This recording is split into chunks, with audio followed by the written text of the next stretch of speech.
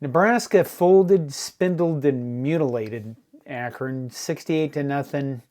And in a way, it wasn't really even that close.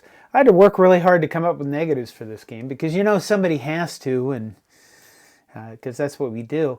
Number one, Archie Wilson didn't get a punt.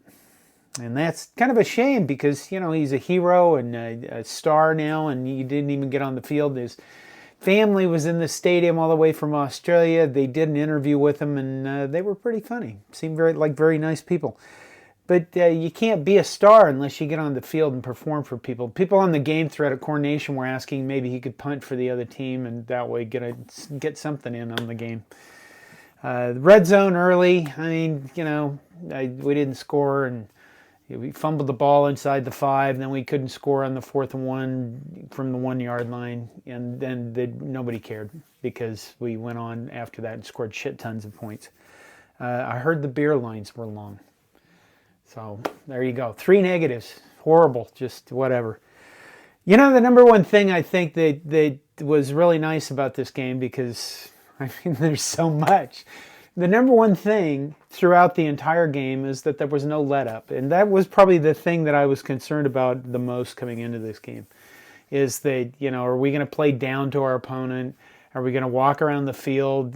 Because Akron, it wasn't going to be much of a threat. And I think you saw that they are not a very good football team. But, would we just fart around and not do much? And that certainly was not a concern watching this game. It wasn't the other thing is it wasn't a concern at any level. After the starters went out, TJ Lafitte is what somebody on our website suggested he should be called because he has damn good feet. That guy looks like a stud.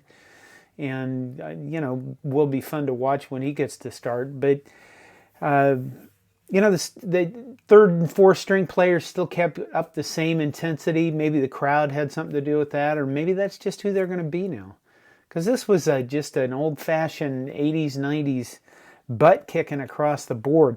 Let's see, 728 total yards of offense for Nebraska, 494 passing yards, 234 rushing. Dylan Raiola was 24-31, 364 yards, 4 touchdowns, 77% completion rate again, which is fantastic. I mean, if you have any complaints about Dylan Raiola, I'd love to hear them in the comments because, we were missing the explosive plays in the last game. This game, we had explosive plays all over the place. Latif got in. He went 6 for 7, 128 yards, a rating of 239, and then Jalen Gramstad actually got in toward the end of the game, which is kind of a nice reward for him. Emmett Johnson, 14 carries, 140 yards. Efficiency. What are we doing efficiency? Average yards per play, 3. That's them. That's the other guys. So, let's go with them. Akron had 3.1 yards per rush. Basically 3 yards average per play.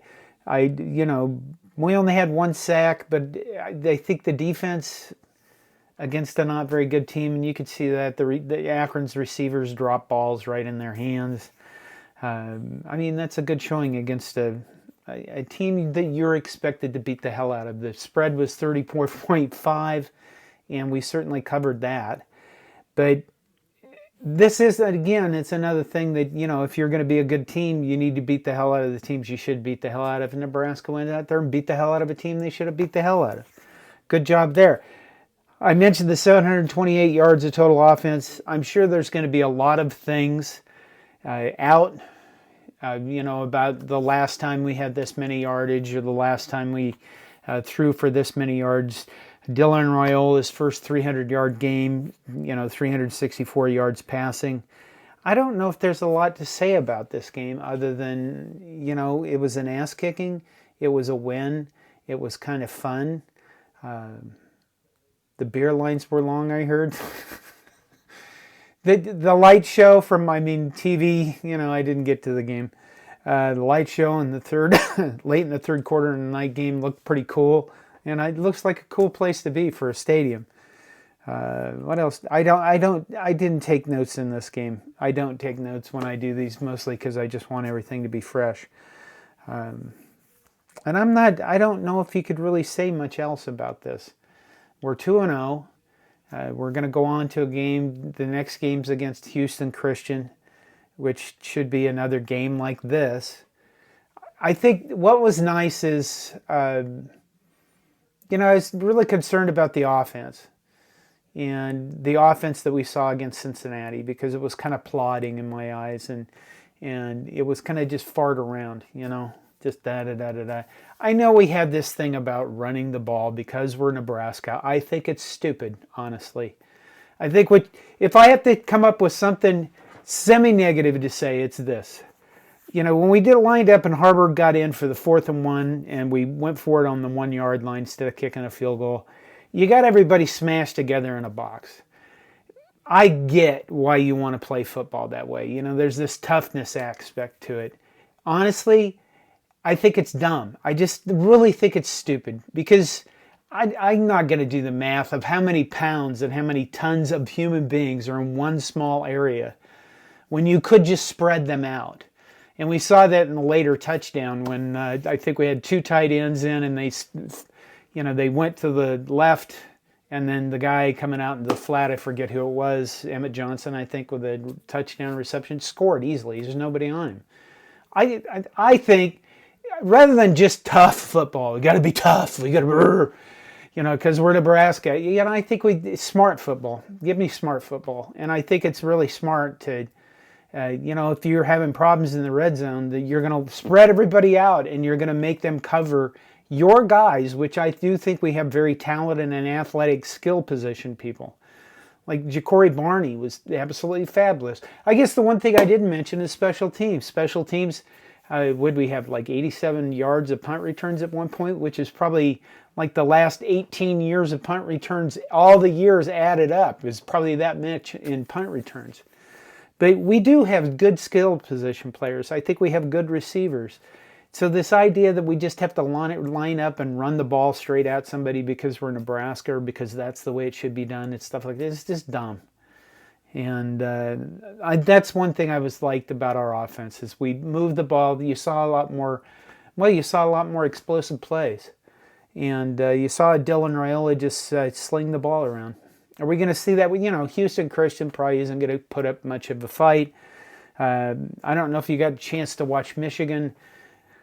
They did not look really impressive against Oklahoma. In fact, looked like a lot of the game against Oklahoma. Michigan got bullied on both lines of scrimmage. So, and Bryce Underwood, well, right now with a minute left in the game, Michigan's down 24-13 to Oklahoma. Bryce Underwood, the savior of the world for Michigan, is 8 of 23 for 133 yards. So, if you're worried about, we're not going to be good when we come to conference play, and I realize they're playing Oklahoma. That's a much tougher opponent than we played by a long shot. But, if you're going to get worried about that stuff going in the future, again, just take it one game at a time. We're still going to be working on stuff. A lot of guys got to play. It was fun. It was fun because we just got to watch our team beat the shit out of somebody. And that was really enjoyable because it hasn't happened like that for a very long time. And if you're a younger person, this kind of Nebraska football we used to watch a lot. So I hope that this can continue at a certain level. I think that the Big Ten is going to be a tough slate, but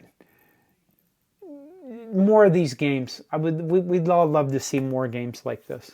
And I'll leave with one last positive. We scored more than them goofer bastards here in Minnesota. So there you go. Go Big Red. Leave me comments. Let me know if you saw anything that I missed. And there you go.